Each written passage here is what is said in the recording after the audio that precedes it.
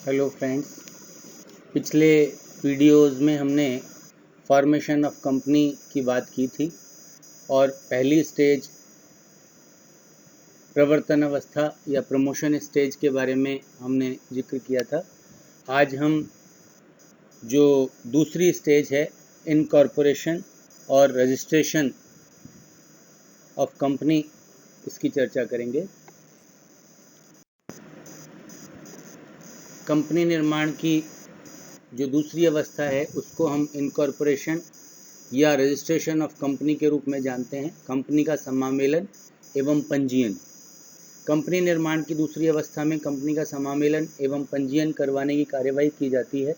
Company के समामेलन करवाने के बाद ही कंपनी अस्तित्व में आती है, इसलिए समामेलन एक बहुत इम्पॉर्टेंट स्टेज है।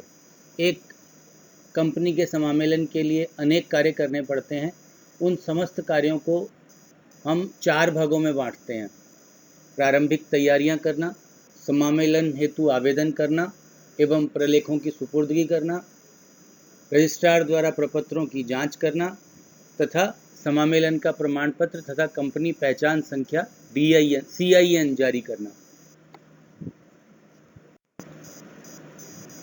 तो कंपनी के समामेलन की चारों अवस्थाओं में से सबसे पहली जो स्टेप्स हैं या सबसे पहली जो बात है प्रारंभिक तैयारियों की, प्रिलिमिनरी स्टेप्स। कंपनी के पंजीयन से पूर्व कंपनी को कुछ प्रारंभिक तैयारियां करनी पड़ती हैं।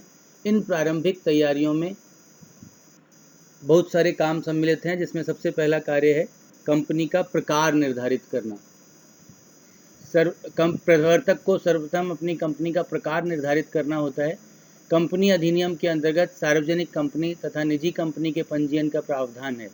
अब कोई भी नागरिक, भारत का नागरिक एवं निवासी व्यक्ति एक व्यक्ति कंपनी, 1 पर्सन कंपनी का भी पंजीयन करवा सकता है, किंतु ऐसी कंपनी के एक निजी कंपनी के रूप में ही पंजीकृत करवाया जा सकता है। ये सभी कंपनियां अंशों द्वारा सीमित अथवा गारंटी द्वारा सीमित अंश सहित या बिना अंश पूंजी के दायित्व वाली हो सकती हैं। प्रवर्तक चाहे तो असीमित दायित्व वाली कंपनी के रूप में भी पंजीयन करा सकता है। अतः इनमें से कौन सी प्रकार की कंपनी पंजीकृत करानी है, इसका निर्धारण करना होता है। प्रारंभिक तैयारियों में ही दूसरी बात आती है रजिस्टर्ड कार्यालय का स्थान निर्धारित करना। रजिस्टर्ड कार्यालय का स्थान निर्धारित करना बहुत आवश्यक है। कंपनी के प्रवर्तकों को सर्वप्रथम उस स्थान का नाम तय करना चाहिए जिस स्थान पर कंपनी का रजिस्टर्ड कार्यालय स्थापित किया जाएगा।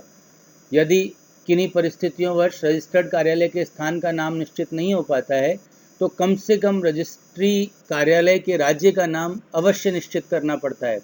इसके बाद ही प्रवर्तक कंपनी के पंजीयन होने तक पत्राचार हेतु रजिस्ट्रार को पता उपलब्ध भी करवा सकता है।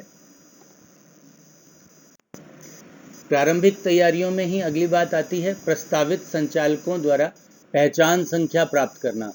कोई भी व्यक्ति जो कंपनी का संचालक बनना चाहता है अथवा जो किसी प्रस्तावित कंपनी में संचालक के रूप में नियुक्ति को स्वीकार करने की सहमति देने वाला है, उसको संचालक पहचान संख्या DIN, डायरेक्टर आइडेंटिफिकेशन नंबर, प्राप्त करना होता है। इस हेतु ऐसे व्यक्ति को केंद्रीय सरकार के पास आवेदन करना होता है। केंद्रीय सरकार आवेदन प्राप्ति के 30 दिनों के भीतर संचालक पहचान संख्या आवंटित कर देती है। प्रारंभिक तैयारियों में अगली बात आती है डिजिटल सिग्नेचर प्राप्त करने की। आजकल सब डिजिटल युग आ गया है, डिजिटल ज़माना आ गया है, तो बहुत सारी चीज़ें डिजिटल हो गई हैं। उसमें डिजिटल सिग्नेचर की भी बात आती है। अब कंपनियों को पंजीयन हेतु ऑनलाइन आवेदन की व्यवस्था है। ऐसे आवेदन फाइल करने हेतु डिजिटल सिग्नेचर करने होते हैं।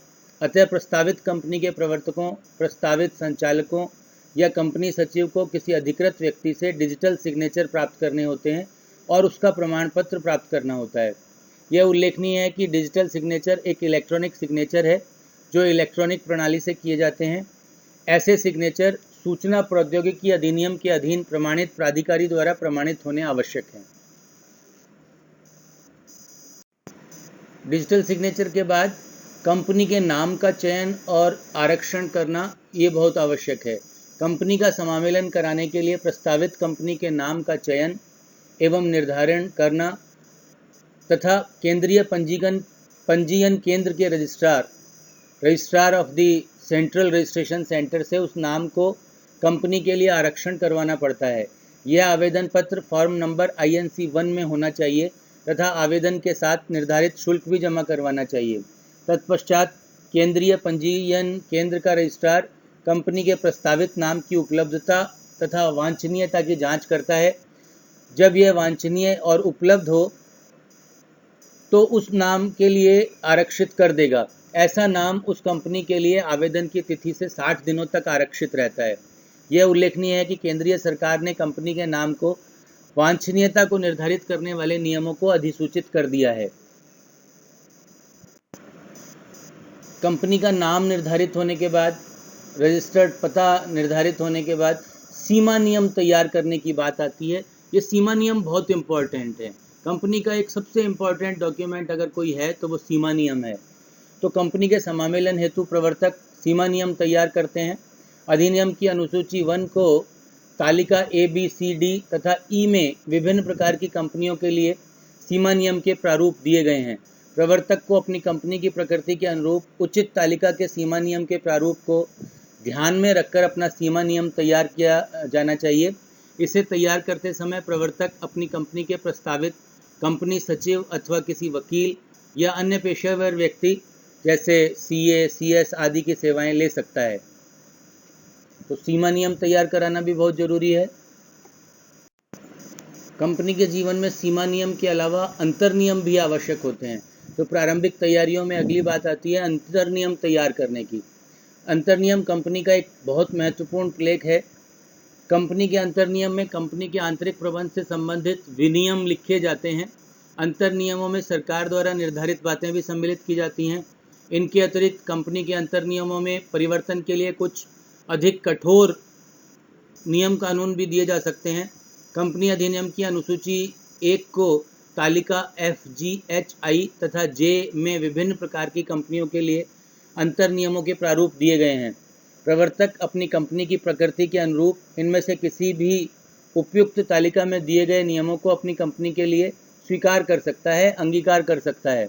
प्रवर्तक चाहे तो अपनी कंपनी के लिए अंतर नियम अलग से भी बना सकते हैं अथवा अंशतः अलग एवं अंशतः अपने से संबंधित एक से अधिक अंतर नियमों को भी अपना सकता है। यह उल्लेखनीय है कि अंतर नियमों के प्रारूपों की इन 5 तालिकाओं में से किसी में भी निजी कंपनियों के अंतर नियमों का उल्लेख नहीं है।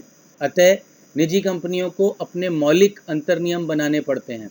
एक व्यक्ति कंपनी भी निजी कंपनी के रूप में पंजीकृत करवाई जाती है, अतः इसे भी अपने अंतर नियम बनाने पड़ेंगे। अंतर नियमों को तैयार करते समय प्रवर्तक सामान्यतः पेशेवर व्यक्तियों जैसे CA, CS, सॉलिसिटर आदि की सेवाएं ले सकते हैं। तो अंतर नियम भी आवश्यक हैं। प्रारंभिक तैयारियों में ही अगली बात आती है प्रलेखों की रजिस्ट्रार से जांच करवाने की। सीमा नियम एवं अंतर नियमों के प्रारूपों की रजिस्ट्रार से जांच करा लेनी चाहिए। ऐसा करने से इनमें कोई अगर त्रुटि रह गई है या कोई असंगतियां रह गई हैं तो उनको मुद्रण से पहले ही दूर किया जा सकता है और समामेलन में देरी को कम किया जा सकता है। अगली बात आती है सीमा नियम एवं अंतर नियम को मुद्रित कराने की। रजिस्ट्रार द्वारा सीमा नियम एवं अंतर नियम के मैटर की जांच करा लेने के बाद उनको मुद्रित करवाया जाता है। आजकल कंप्यूटर द्वारा लेजर प्रिंट की भी मान्यता मिल गई है, अतः इस तरीके से भी मुद्रण करवाया जा सकता है। प्रारंभिक तैयारियों में नेक्स्ट पॉइंट आता है मुद्रांक लगाने का। मुद्रांक बहुत आवश्यक है। मुद्रण के बाद सीमा नियम एवं अंतर नियमों पर मुद्रांक शुल्क के अनुसार मुद्रांक जो नियम है उसके नियमानुसार मुद्रांक लगाए जाते हैं। इसके बाद बात आती है तिथि अंकित करने की। सीमा नियम एवं अंतर नियमों के प्रलेख पर तिथि भी अंकित करनी पड़ती है। यह तिथि मुद्रांक लगाने की तिथि के बाद की होनी आवश्यक है। तो मुद्रांक आवश्यक है और उसके बाद तिथि अंकित की जाती है।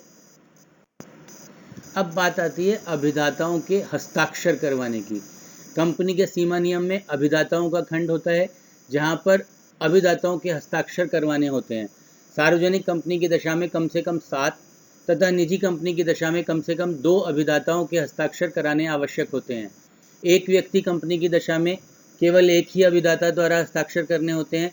यदि अभिदाता स्वयं हस्ताक्षर करने के लिए उपलब्ध नहीं हो तो हस्ताक्षर उसके किसी अधिकृत व्यक्ति, जो कि पावर ऑफ अटॉर्नी से भी अधिकृत किया जा सकता है, उससे भी कराए जा सकते हैं।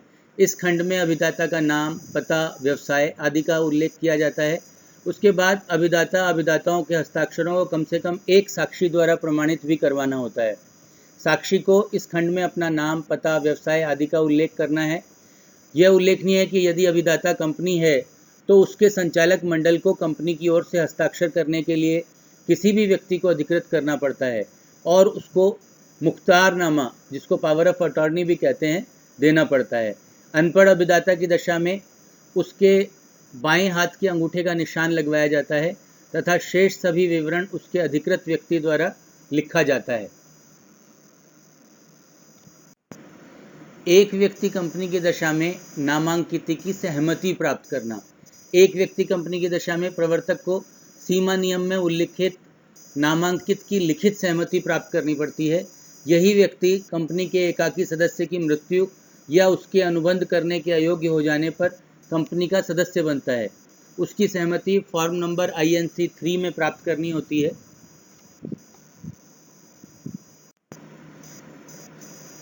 उसके पश्चात नेक्स्ट पॉइंट आता है कानूनी अपेक्षाओं की पूर्ति संबंधी घोषणा प्राप्त करने की। प्रवर्तक को कंपनी का समामेलन करवाने के लिए कानूनी अपेक्षाओं की पूर्ति संबंधी घोषणा प्राप्त करनी होती है। इसको अगर दूसरे शब्दों में कहें तो प्रवर्तक को इस आशय की घोषणा प्राप्त करनी होती है कि कंपनी के पंजीयन तथा उससे पहले की एवं उससे आनुषंगिक मामलों के संबंध में कंपनी अधिनियम के प्रावधानों और उसके अधीन बनाए गए नियमों के अधीन सभी अपेक्षाओं तथा औपचारिकताओं का पालन कर लिया गया है। ऐसी घोषणा प्रवर्तक को कुछ व्यक्तियों से प्राप्त करनी होती है, जिसमें किसी ऐसे advocate, chartered accountant, cost accountant अथवा पेशेवर व्यवसायरत कंपनी सचिव से जो उस कंपनी के निर्माण से जुड़ा हुआ है, या किसी ऐसे व्यक्ति से जिसको कंपनी के अंतर्नियम में कंपनी के संचालक, प्रबंधक अथवा कंपनी सचिव के रूप में नामांकित किया गया है। ऐसी घोषणा फॉर्म नंबर INC 3 में प्राप्त की जाती है। प्रारंभिक तैयारियों में ही अगली बात आती है अभिदाताओं तथा प्रथम संचालकों के रूप में नामांकित व्यक्तियों से शपथ पत्र प्राप्त करने की। कंपनी के प्रवर्तक को कंपनी के सीमा नियम के प्रत्येक अभिदाता से तथा प्रत्येक उस व्यक्ति से जिसे कंपनी के अंतर्नियमों में कंपनी के प्रथम संचालक के रूप में नामांकित किया गया है, उनसे एक शपथ पत्र प्राप्त करना पड़ता है। ऐसा शपथ पत्र में बहुत सारी बातें आती हैं, जिसमें पहली है उसे किसी भी कंपनी के प्रवर्तन, निर्माण अथवा प्रबंध से संबंधित किसी भी अपराध के लिए दंडित नहीं किया गया है। दूसरी बात उसमें लिखनी पड़ती है वह पिछले 5 वर्ष की अवधि में इस अधिनियम या पूर्ववर्ती कंपनी अधिनियम के अधीन किसी भी कंपनी में कपट अथवा अपकरण अथवा कर्तव्य भंग का दोषी नहीं पाया गया है। तीसरी बात आती है कंपनी के पंजीयन के लिए रजिस्ट्रार को फाइल किए गए सभी प्रलेखों में दी गई सूचनाएं सही हैं, पूर्ण हैं तथा उसकी जानकारी एवं विश्वास के अनुरूप सत्य हैं। धारा 7(1) में ऐसा प्रत्येक शपथ पत्र फॉर्म नंबर INC 9 में दिया जाना चाहिए। प्रारंभिक तैयारियों में अगली बात आती है डिजिटल सिग्नेचर प्राप्त करने की। आजकल सब डिजिटल युग आ गया है, डिजिटल ज़माना आ गया है, तो बहुत सारी चीज़ें डिजिटल हो गई हैं। उसमें डिजिटल सिग्नेचर की भी बात आती है। अब कंपनियों को पंजीयन हेतु ऑनलाइन आवेदन की व्यवस्था है। ऐसे आवेदन फाइल करने हेतु डिजिटल सिग्नेचर करने होते हैं। अतः प्रस्तावित कंपनी के प्रवर्तकों, प्रस्तावित संचालकों या कंपनी सचिव को किसी अधिकृत व्यक्ति से डिजिटल सिग्नेचर प्राप्त करने होते हैं और उसका प्रमाण पत्र प्राप्त करना होता है। यह उल्लेखनीय है कि डिजिटल सिग्नेचर एक इलेक्ट्रॉनिक सिग्नेचर है जो इलेक्ट्रॉनिक प्रणाली से किए जाते हैं। ऐसे सिग्नेचर सूचना प्रौद्योगिकी अधिनियम के अधीन प्रमाणित प्राधिकारी द्वारा प्रमाणित होने आवश्यक हैं।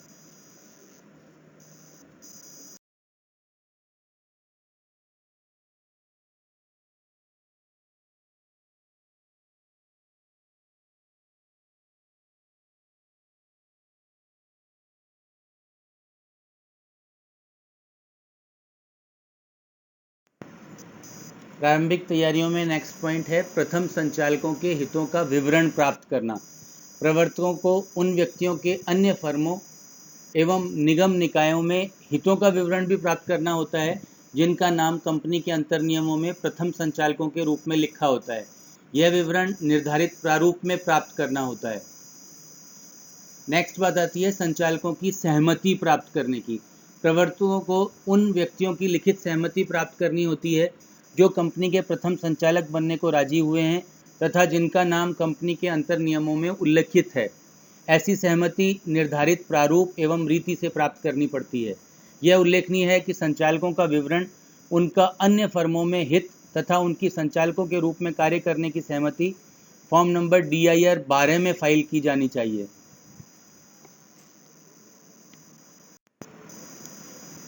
नेक्स्ट पॉइंट आता है संबंधित नियामक संस्थाओं से पंजीयन अथवा अनुमोदन कराना। कभी कभी कोई कंपनी ऐसे उद्देश्यों के लिए स्थापित की जाती है जिनका पंजीयन या अनुमोदन किसी संबंधित नियामक संस्था जैसे RBI, भारतीय रिजर्व बैंक या सेबी से कराने की आवश्यकता पड़ती है। ऐसी दशा में कंपनी के आवेदक या प्रवर्तक को उस संबंधित नियामक संस्था से अनुमोदन भी प्राप्त कर लेना चाहिए। ये जो उपबंध है ये 29 मई 2015 को नियम INC 12 में जोड़ा गया है। इसके बाद अंतिम बात आती है अन्य अनुबंधों को तैयार करने की। प्रवर्तक को वे सभी अनुबंध तैयार करने पड़ते हैं जिन्हें वह कंपनी के समामेलन की शर्तों अथवा कंपनी के अंतर नियमों में सम्मिलित करवाना चाहता है। ऐसे अनुबंधों में प्रवर्तकों द्वारा किए गए सभी प्रारंभिक अनुबंध सम्मिलित किए जा सकते हैं।